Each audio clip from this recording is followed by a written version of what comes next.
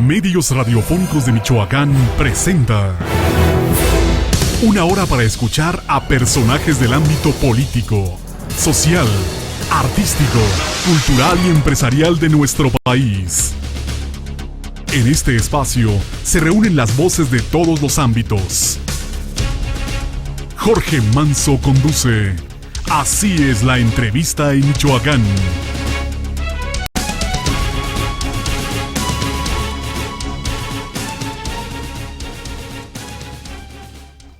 ¿Qué tal? Muy buenas noches, es un gusto poderles saludar en una emisión más de Así es la entrevista. Mi nombre es Jorge Manso y hoy, como cada miércoles, tengo invitados especiales. En esta ocasión saludo con mucho aprecio al médico Víctor Manuel Tapia Castañeda, delegado en Michoacán de la Secretaría de Desarrollo Social. Delegado, médico, gracias. Jorge, buenas noches, gracias a ti.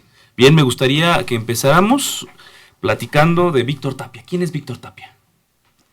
Bueno, yo soy oriundo de Michoacán, producto de la educación pública, primeros 3 años de primaria transcurridos en Arteaga, Michoacán, la segunda parte de la primaria, un breve periodo en Morelia en la escuela David G. Berlanga, la escuela tipo, los otros 2 años en Pátzcuaro, en la Vasco de Quiroga, después a estudiar a Morelia, la Federal 1, la preparatoria en San Nicolás, la Universidad de Michoacán en la Escuela de Medicina Veterinaria, y después de salir de la escuela, tener la fortuna de una edición en aquellos años arrojada, irme a trabajar a Baja California como extensionista en el Programa para el Desarrollo de Zonas Rurales, el PIDER, que por los años 30 era la estrategia de desarrollo social. Ahí en Ensenada pude tener algunas posibilidades de estudio, pero también de desarrollo profesional, con la fortuna de que al segundo año que estaba yo allá, ya era el subdirector de Agricultura y Ganadería del gobierno del estado, y que al cuarto año ya era el director de Ganadería del gobierno estatal. Allá tuve la fortuna de integrarme a equipos de trabajo muy valiosos, muy interesantes, primero con un gobernador, don Roberto de la Madrid, y después con el gobernador Jicotenca Leiva, y los dos me dieron la oportunidad también de estudiar becado alimentos en el Tecnológico de Pomona, California. Allá conozco a Silvia, mi esposa. Allá tenemos la fortuna de que naciera nuestra primera hija, Silvia. Y después la suerte, el trabajo, la visión o la ambición me hicieron unirme a la campaña presidencial del presidente Salinas, Carlos Salinas. Y en ese momento me cambió el panorama, porque de haber pensado siempre estar en Baja California, me pidieron que me viniera a Michoacán a hacerme cargo de una reestructuración del Banco Nacional de Crédito Rural. Lo hice con la promesa de que después de esta misión me integraban a Baja California de regreso. Esto nunca ocurrió.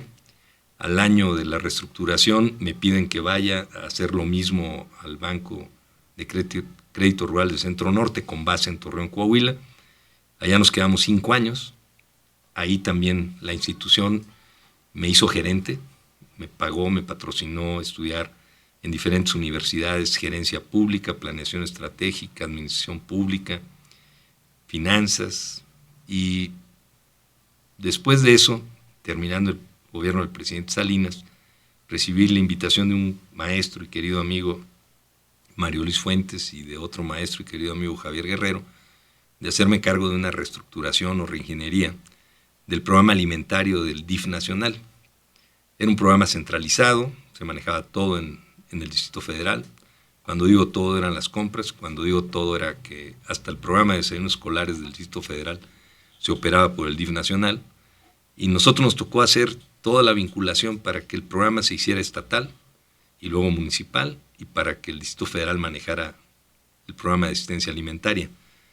En aquellos años, estamos hablando de 1996, 97, esa dirección manejaba alrededor de 1.200 millones de pesos de aquellos en compra de alimentos centralizados. Lo que hicimos fue descentralizarlo y mandar los recursos a los estados, con una gran visión de Mario Luis, convenciendo al presidente Ernesto Zedillo.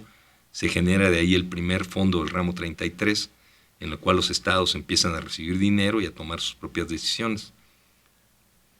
A raíz de ese trabajo me pidieron o me reinsertaron en Michoacán, donde había yo dejado a mi familia viviendo, a Silvia, mi esposa, y a Emiliano, mi hijo, que nació en Torreón, y me mandan con la solicitud de que me haga cargo de la Procuraduría Agraria con un solo propósito, inmediato y urgente: lograr los acuerdos con las comunidades para que se liberara el derecho de vía de lo que hoy es la autopista Lázaro Cárdenas, y lo pudimos hacer en menos de 7 meses.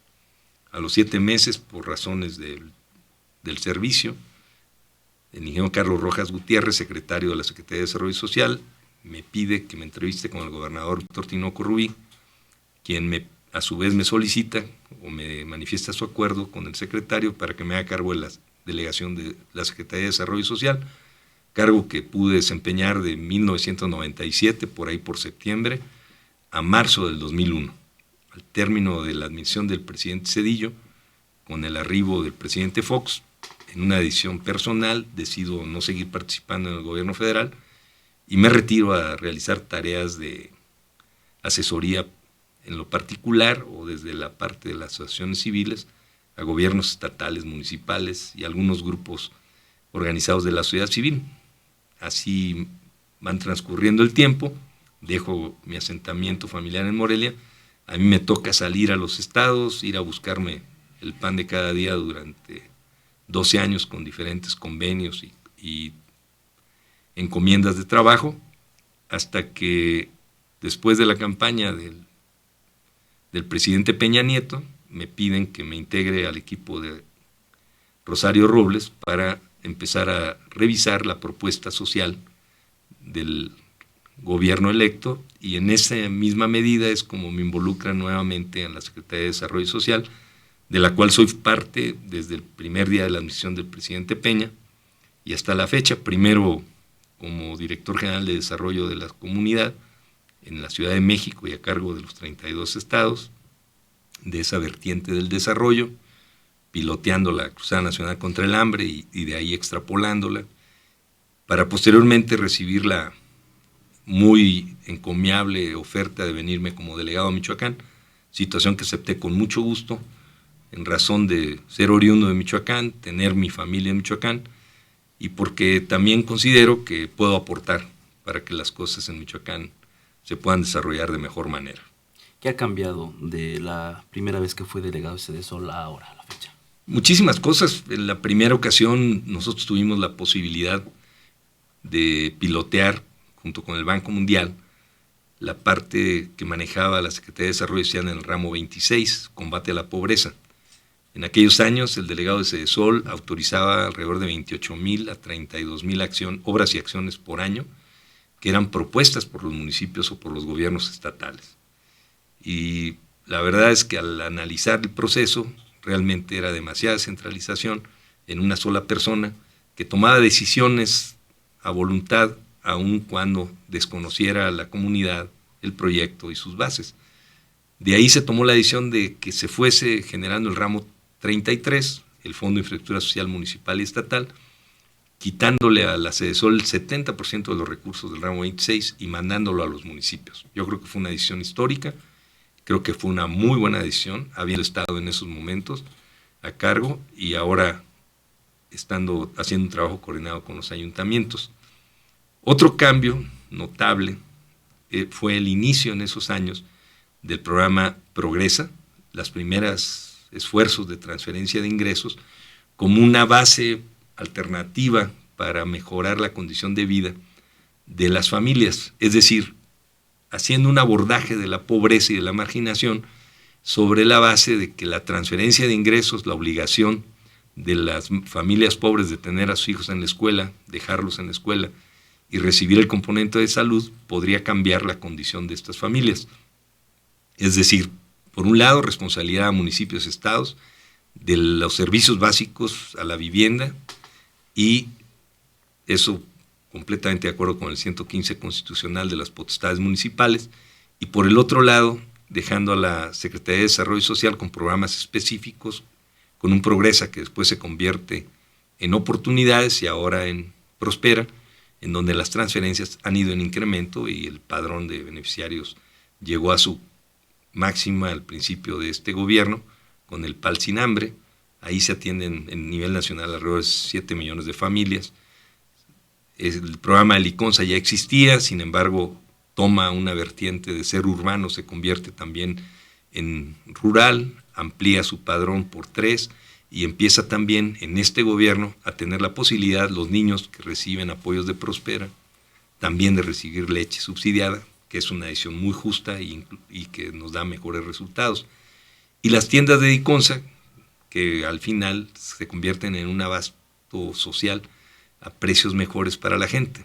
La complementariedad de los 3 servicios es, por un lado, recibir los recursos para alimentación y becas, pero complementado con el Seguro Popular o con el IMSS Prospera, por el otro lado con el servicio educativo, asegurándolo.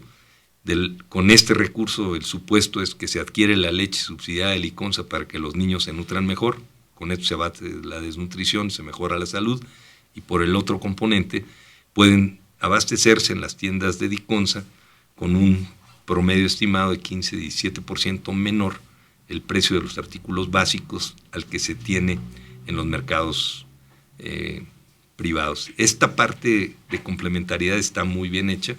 Lo que ha cambiado es que la Sedesol perdió en esta administración los componentes de combate a pobreza urbana.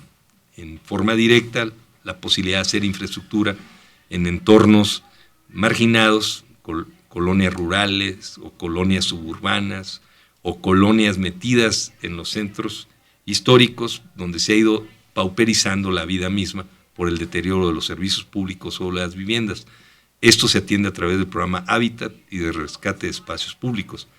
Hubo un cambio en la ley orgánica, se mandaron estos recursos a la nueva Secretaría de Desarrollo Agrario, Territorial y Urbano, y a partir de 2013 al 14 dejó de ser función de Sedesol. Después, en esos días se cambia la razón de la cabeza de sector de vivienda y esta también se pasa a esta naciente secretaría. Y en este último año, el programa para el desarrollo de zonas prioritarias, que también servía como un tegumento, un pegamento que nos permitía tomar decisiones sobre servicios básicos y vivienda en localidades marginadas, que también ya pasó a la Secretaría de Desarrollo Agrario, Territorial y Urbano. En síntesis, hoy la Sedesol tiene sobre todo un papel en la identificación de pobreza, atender los sectores marginados, bajo la perspectiva de las transferencias de ingresos, mediante Prospera o mediante un seguro para los adultos mayores no contributivo, lo conocemos como 65 y más, en el cual estamos atendiendo una masa crítica alrededor de 300,000 adultos mayores que nunca pudieron acceder o no han podido acceder al Seguro Social o al ISSSTE. En estos 2 componentes se encuentra alrededor del 85% del presupuesto de Sedesol. Después tenemos un programa en ampliación para darle a los hijos de las madres trabajadoras los servicios de estancia infantil. Es un sistema de cuidados infantiles que también está en expansión, y al final nos queda el seguro de jefas de familia, que es el pago de la póliza a jefas de familia para que sus hijos tengan cobertura en caso de su muerte. Y del otro lado traemos algunos proyectos de tipo productivo que son realmente o relativamente muy poco el recurso y mucho menos su impacto, así como el programa de atención a organizaciones de la sociedad civil. En estos programas y el de empleo temporal en caso de desastres naturales, sobre todo, pues ahí se queda el 15% del todo el presupuesto de la Secretaría, y ahí ya nos va dando cuáles son las pautas o las razones a las cuales se quiere dirigir el desarrollo social, priorizando esta parte de transferencia de ingresos y dejando en otras secretarías las demás vertientes del desarrollo social. Y esto lo que nos lleva es a una obligación fundamental, la obligación de convencer sobre determinadas estrategias y de articular a las dependencias no sectorizadas en políticas transversales para que operen en los universos o territorios que nosotros proponemos, pero siempre sobre la base del convencimiento tanto a las responsables sectoriales como al Estado y a los municipios. Muy bien, delegado, ¿le parece? Hacemos una pausa. Me gustaría que ahora hay una mayor cantidad de recursos, programas, pero la pobreza ha incrementado. Hemos visto que de hace una década a la fecha los niveles no van en decremento, sino todo lo contrario. ¿Le parece si abordamos esto? Sí, con mucho gusto. Vamos a una pausa, regresamos. Así es la entrevista. Jorge Manso sigue conversando con nuestro invitado. Así es la entrevista en Michoacán.